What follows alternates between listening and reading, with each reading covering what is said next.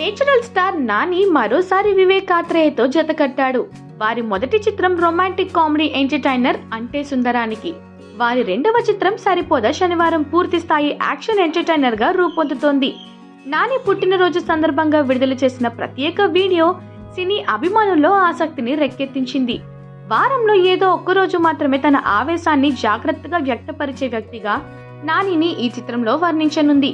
Concept ఆసక్తికరంగా ఉంది. ప్రస్తుతం షూటింగ్ శరవేగంగా జరుగుతోంది.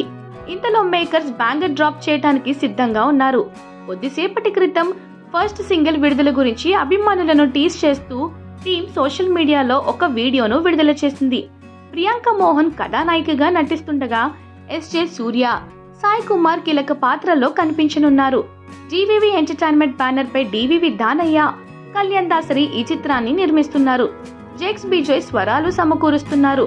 సరిపోదు శనివారం చిత్రం ఆగస్టు 29, 2024న భారతీయ ప్రధాన భాషల్లో రిలీజ్ కానుంది.